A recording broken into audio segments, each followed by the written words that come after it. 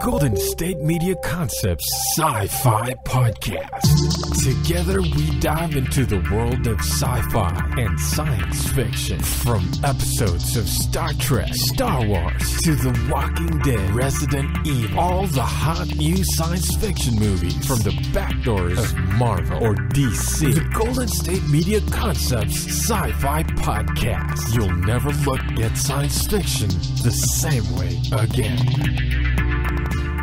Welcome, everyone, to the Golden State Media Concepts Science Fiction Podcast. I'm your favorite host, Pauline. And I'm Shay Northrup. Who's, he's like my backup dancer. Okay, Beyonce. He's like Kelly to my Beyonce. But anyway, actually, well, that's a different. You can listen to You're Entertainment. Marky Mark and I'm the Funky Bunch. Yeah. So welcome to our podcast. And we wanted to start off this segment with discussing Jim Carrey. Now, you may be thinking, like, what in the world? Why would we be discussing Jim Carrey when he's kind of more known, I would say, for more comedic roles? Oh, yeah, definitely. And he's a funny guy. He got his start with jokes when he was James Carrey on Living Color and things like that. But he has decided, as he has gotten a little bit older, to kind of add some variety to his portfolio, I guess you could say, which, I mean, is not a bad thing. I think he does a pretty good job in doing, making sure he's not typecast. He is funny, but he doesn't play the same role all the time. Yes. He's done a lot. Right. And so let's see. So Shay is going to start us off with his current venture, and then I will let you guys know about something that is in the talks/works-ish. Oh, yeah. So one of the things that Jim Carrey was a part of in the past was the film The Eternal Sunshine of the Spotless Mind. Right. And this is what we in the science fiction community call more of a hidden science fiction movie, a secret science fiction movie, in which case it's not necessarily like marketed as a sci-fi film. This was marketed as a romance film, and it really is about romance. Mm-hmm. But it is a film that has sci-fi elements to it. And so what happens in the movie itself is there is a machine and some technology that can help you erase memories you don't want anymore. And so when Jim Carrey and his girlfriend break up, they erase their minds, but they keep getting drawn back together. You know what I mean?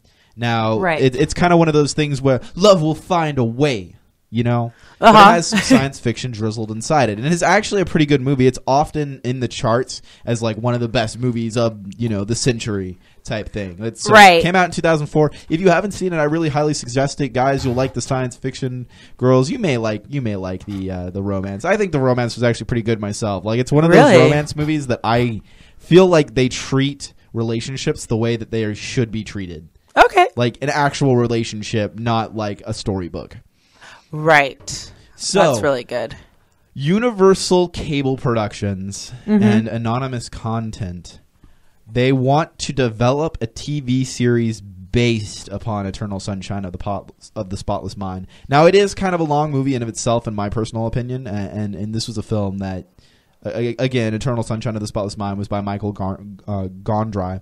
And I don't know. I don't think that this could make a good TV show. I don't feel like there's enough content to go off of it, at least not with just the two characters. If they were to go so far as to say, I don't know, create something with more...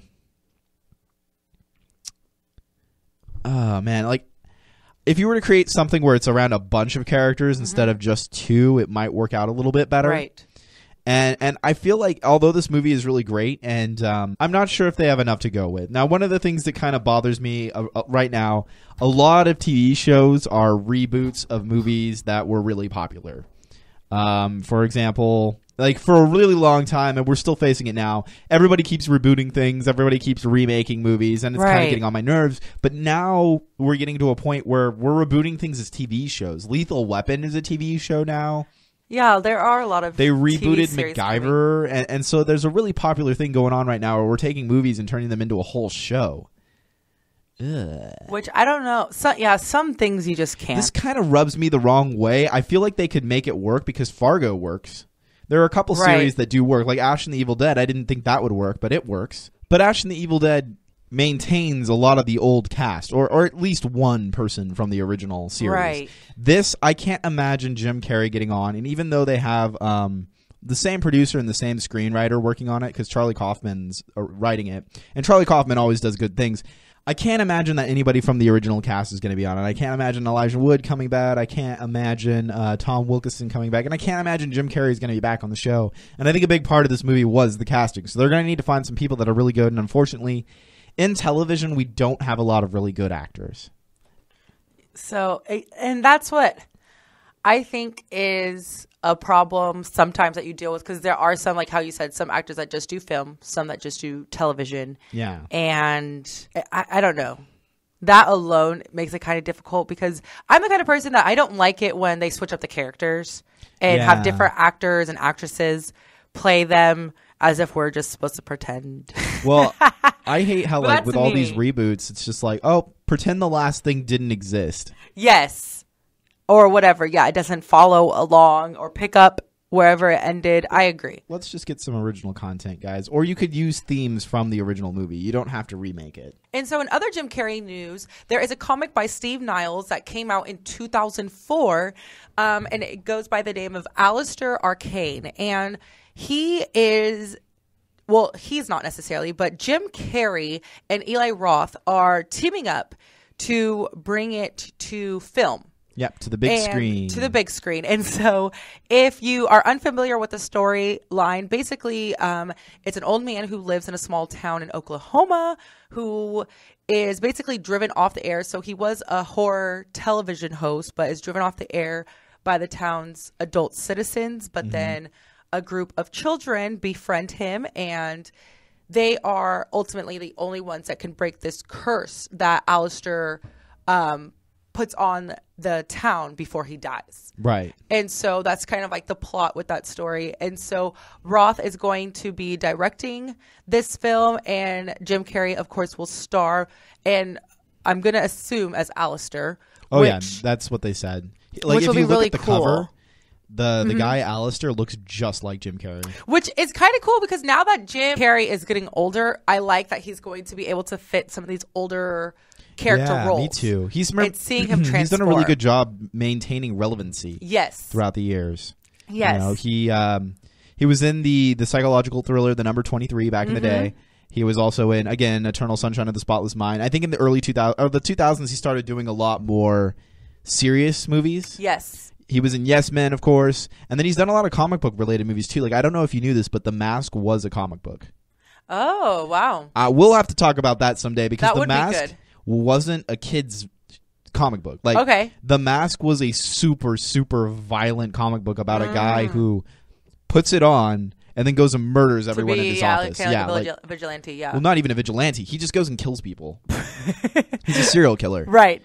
It's way His different. alter But ego. then he was in Batman Forever, Kick-Ass 2, and a few other things. You know, like, Jim Carrey, I feel like, is a good fit for this. And Eli Roth, I love Eli Roth. He did The Green Inferno and Hosto. The only thing that I don't really like that he did was, God, what was that show? The Wolf Show.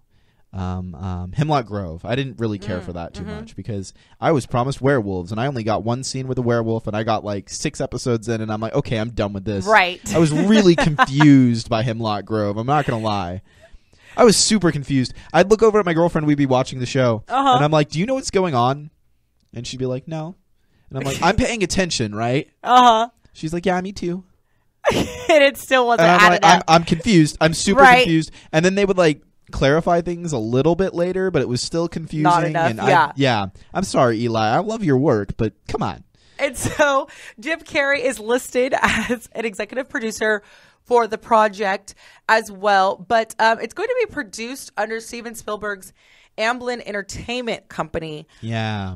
Which is interesting. So hopefully we don't get skimmed out on any of the gore and horror and just... Yeah, because Eli Roth is like notorious for just like just drenching things in blood and guts, and everything is everywhere. Which would be kind of cool to see with Jim Carrey. But you know, Steven Spielberg is a little bit more tasteful, but he had his horror phase. So I'm hoping... A lot of people forget that Steven Spielberg did Jaws, and Steven Spielberg did Duel. He did a lot more kind of scarier things back in the day. You know? So we will see. There isn't a set release date for this yet. There we don't even know if like they've actually started it yet. It's just kind of like in the works and the talks. So hopefully it will. Well, and if you're come to fruition. If you're not familiar with Stephen Niles, he did Mystery Society, Criminal Machine, and the ever so popular 30 Days of Night. I didn't care for the movie, but the comic book is really cool. So he's used to being like, I feel like this comic book is going to be pretty gory in of itself. Like, I haven't read it myself, but I feel like this is definitely right up Eli Roth's alley, and I feel like if anyone can do it, Jim Carrey can. I think it's going to be a lot of fun, and it sounds like an interesting story as well. So, and that is about all the time we have for this segment. When we come back, we're going to talk to you guys about Planet of the Apes and John Wick's sequel. Alrighty. Want to find out what movies to go see? Then check out the GSMC Movie Podcast. It's your ticket to the latest movies, whether it's a new blockbuster event, romantic, comedy, or action flick. This show has got it all covered. They talk some what to go see now. Don't bother. What's hot on Netflix and everything in between. That's gsmcpodcast.com/movie-podcast. When it's all about the movies, it has to be this new show. Don't forget to like them on Facebook and follow them on Twitter. Visit gsmcpodcast.com for more info.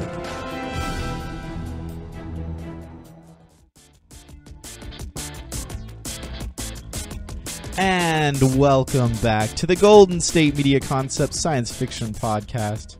Now, a personal guilty pleasure of mine, and I'm not sure how you feel about it, but I'm a big fan of Keanu Reeves. So when I saw the John Wick Chapter 2 trailer released, I was really excited.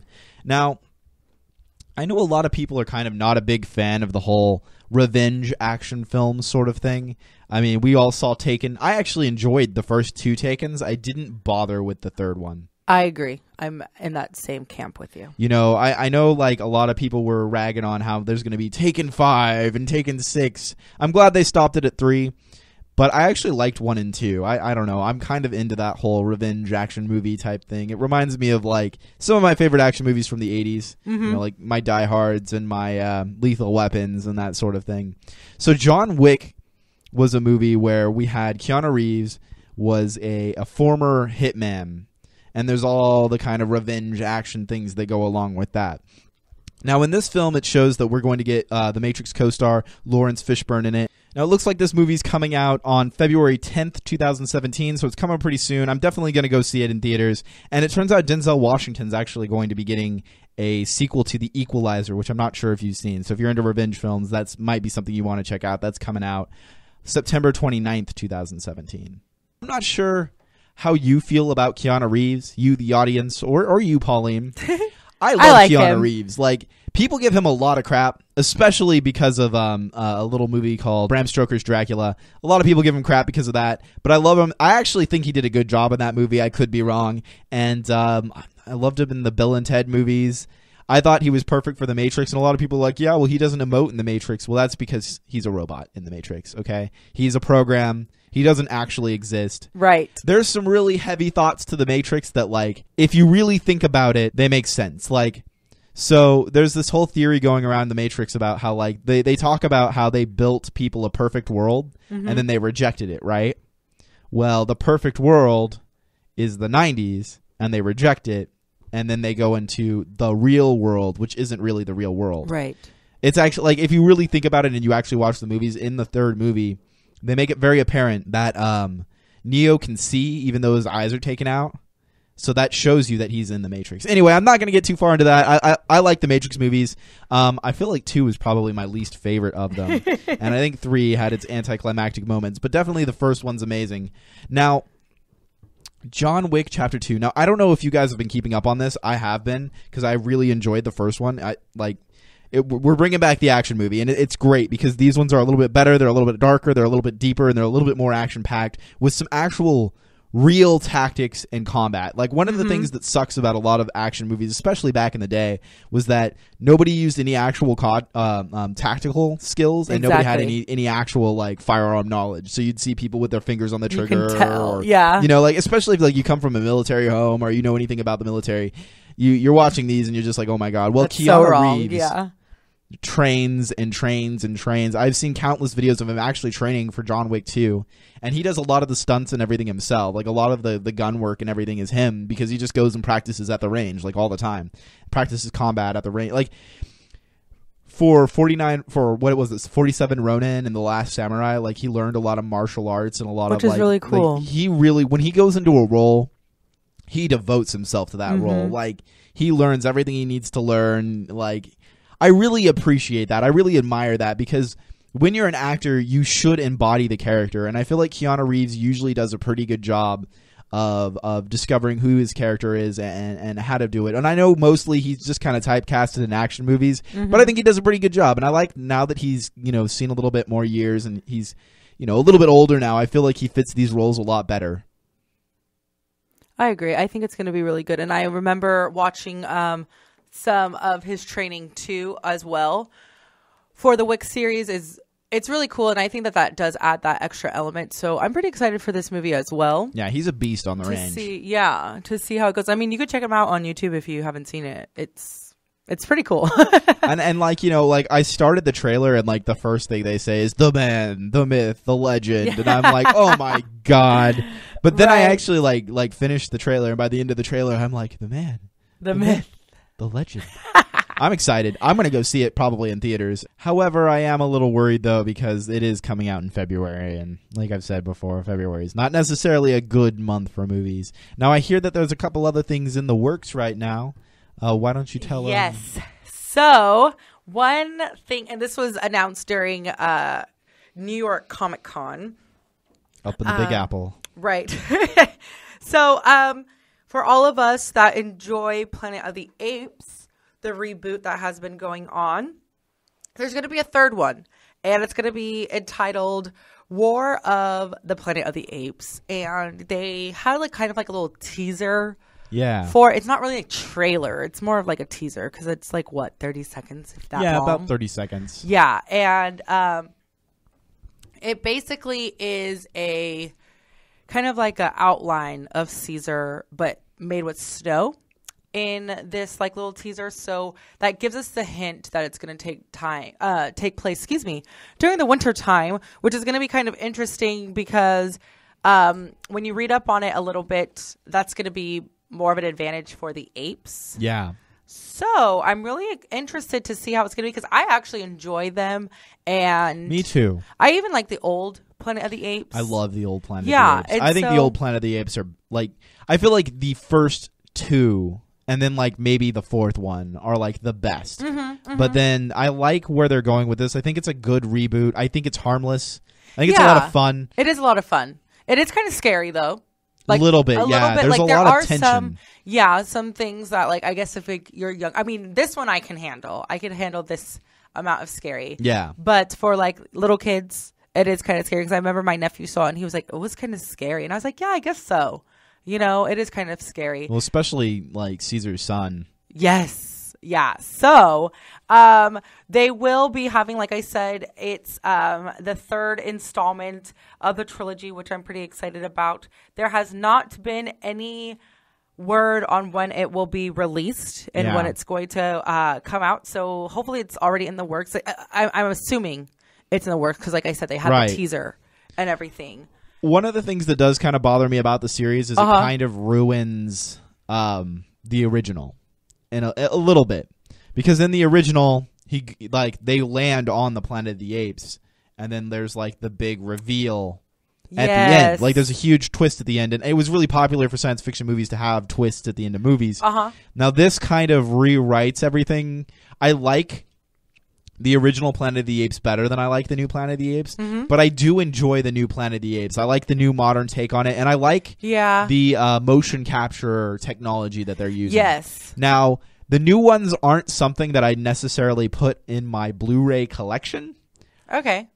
But I do watch them every time they come out, and I do enjoy them. Yeah, I agree. They're not perfect. I think the second one was better than the first one. I wasn't a huge fan of Rise of the Planet of the Apes, but Dawn of the Planet of the Apes I thought was actually legitimately really good. It's a lot of fun. I thought so. I probably won't watch. It's probably one of those movies that I'll only watch once or twice in my lifetime.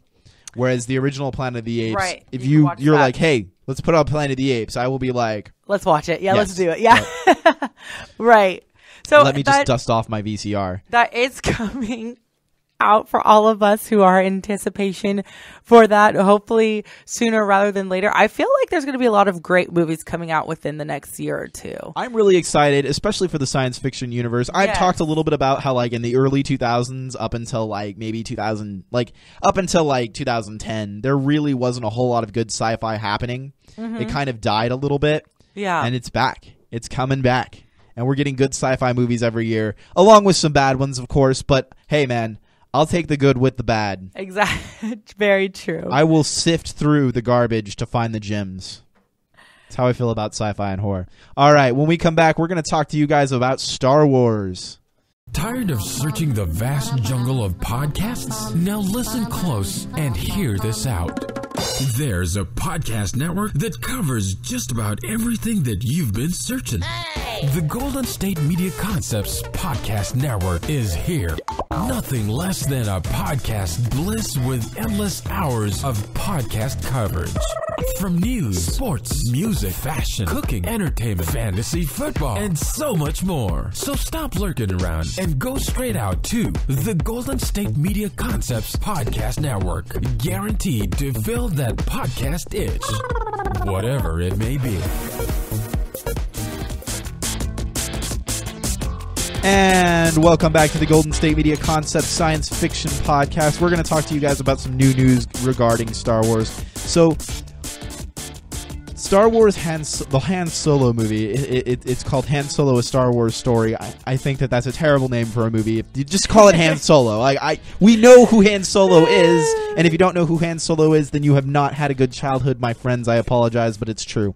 Now, as we speak the truth here at GSMC. Now, one of the things that you know, they've set up a casting call for a female supporting lead. Right. I'm kind of excited about this. This means that it's not just going to be a bro fest with Han Solo. They have already casted Han Solo. Alden Ehrenreich. Now, this guy has been known for a couple movies that I am definitely not fond of. I don't know how he got in this position. He's in the movie Hail Caesar. I think that came out this year. Blue Jasmine. And he was in literally the worst movie I have ever seen, Beautiful Creatures. And in Beautiful Creatures, he plays kind of like a dumb Southern kid. Like, they play him off to be smart, but he comes off really dumb. Uh-huh. I'm not so sure how I feel about him playing Han Solo. Like, of all the people to play Han Solo, I'm not sure if he can pull it off. He does kind of have the look, but he is nowhere near as handsome as Harrison Ford, ladies and gentlemen. Now, I'm willing to give this a chance. But walk softly, Disney, because you're treading on something that's a landmine. If you ruin Han Solo, I will never forgive you. The Star Wars community will never forgive you. We had to deal with the prequels. And I'm not even going to get into that because I can talk about the prequels all day long. They don't make sense in context with the original trilogy. I'll argue that to my death. If anybody wants to fight about that, I'm here at the Golden State Media Concepts. Oh my gosh, don't come here. No, I'm not giving them the address. You can find us on Facebook, you can find us on Twitter, and we will duel to the death via Twitter. But this movie is supposed to be coming out May 25th, 2018, and so they're looking for a female lead. I'm kind of excited that this is happening. There's also been rumors of a Boba Fett movie in the works. Ooh. I'm more excited for that. Now, another thing that I'm kind of worried about here is, okay, so what are we doing with Han Solo here? Now, I know all of the books that came out about the Star Wars universe, and even Knights of the Old Republic, everything has been retconned that is not in the actual movie series. So they can do whatever they want, but I'm kind of hoping they stick with there was a Han Solo trilogy of books, and they were actually really good. They explain, like, his relationship with Chewbacca, how he got the Millennium Falcon, and all these things, and they were actually really good, and they were written in a way to where it felt like Harrison Ford. Tread carefully. Tread carefully. That's all I have to say about that. And Boba Fett, too. Like, there is so much they can do with Boba Fett because Boba Fett literally has, like 2 sentences in the entire universe of Star Wars. Like, he's rarely seen, but he's everybody's favorite. Now, I know that's kind of the appeal of him, is he's this man of mystery, but they better be careful with that, too. I'm just saying.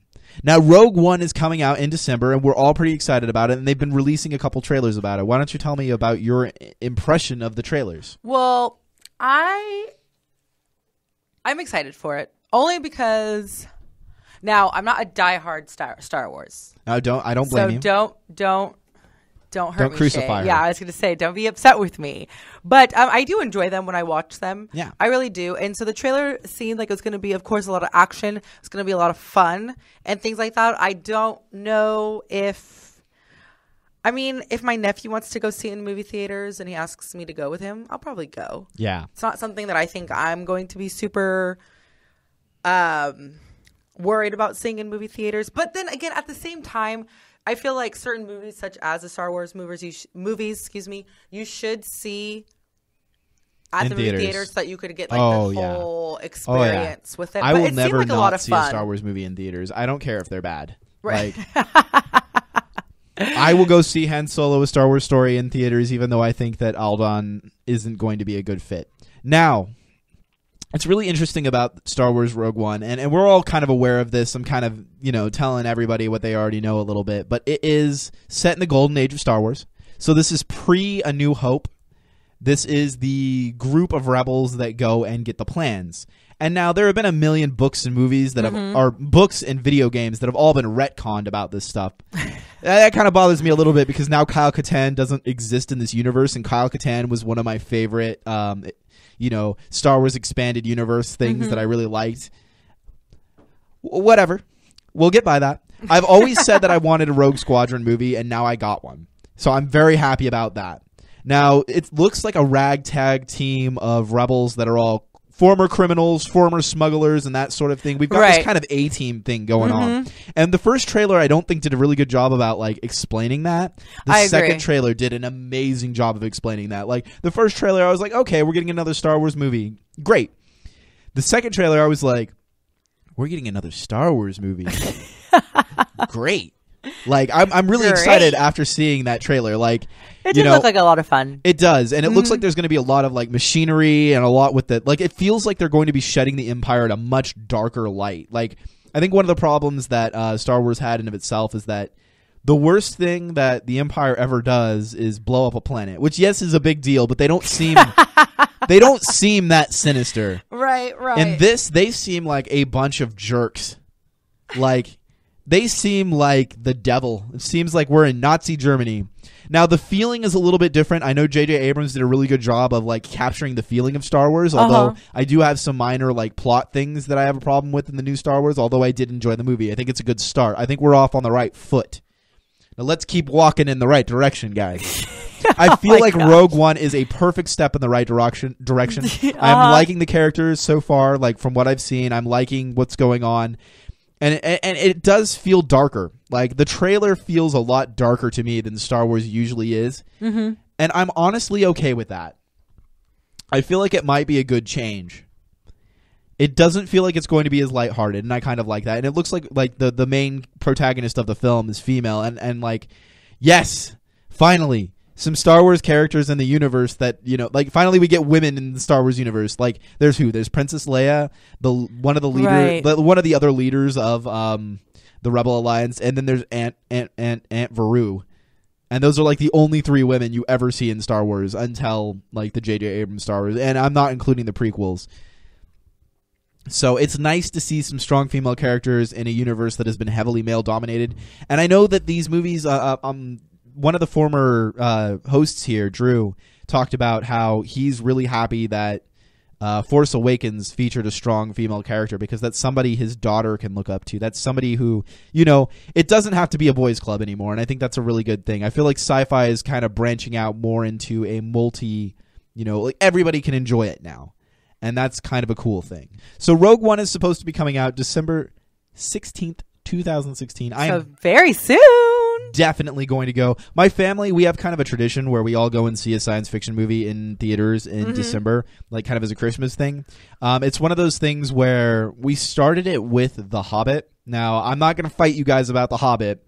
I am pretty neutral about it. I enjoyed the movies. I'm glad they exist. I had a lot of fun watching them. I know they're not perfect. And I know that people like are really them. upset with them. Now, every year we would go and watch those. Well, we kind of ran out of Hobbit movies because they stopped making them. Like, there was only 3, which is good because, I mean, they took a, 120-page novel and turned it into 3 movies. Now, once that stopped, the next year we had Star Wars, The Force Awakens. So my family all went and saw that, and now we'll have Rogue One. And hopefully, I'm kind of hoping that Star Wars releases a movie around Christmas every year, because that would be like a good tradition for my family. Like around Christmas too, my family always dusts off the VHS player and we play the original trilogy. Yeah, and we usually all sit around and watch the original trilogy once cute. a year. We all sit around and watch Lord of the Rings once a year too. Mm-hmm. But with Star Wars, it holds a special place in my heart and a lot of people's hearts. And man, when are we going to be getting like the original cut on DVD? Like, it's only the special edition that's been released, and like I don't want that. It looks beautiful, but like beautiful. I don't like all this extra stuff in my face all the time. Like they added so much CG stuff, and it gets kind of annoying. And they cut some things and replaced some things, and I just want it back the way that it used to be. And that's why we always watch it on VHS, is because it's the only format that you can get the original. I don't even know if we still have a VHS. I'm sure my dad has one somewhere. My dad has a beta player. Oh, wow. Are you familiar with Betamax? Yeah. Wow. My dad has a beta player, and every once in a while he'll be like, let's watch Beastmaster. Yeah. And then, like, he'll dust off the beta player and hook it all up. And it's on its last leg, but that guy does not get rid of anything. And that's about all the time we have for the show. You can find us on Facebook, Twitter. We're on Stitcher, SoundCloud, and GSMCpodcast.com. Please, if you disagree with me about the prequels, let me know. Let them know. Let us know. I'm rip. willing to debate. I'm willing to debate you guys about Star Wars. Because this is some stuff that I'm really a good part of, and 30 minutes is definitely not enough time for me to explain to you, the listener, about all of the faults in the prequels. Right. He's just getting warmed up. So, that is all the time we have for today. I'm Pauline. And I'm Shay Northrup. We'll talk to you guys. Stay saucy. Stay saucy. We'll talk to you guys next time. All that.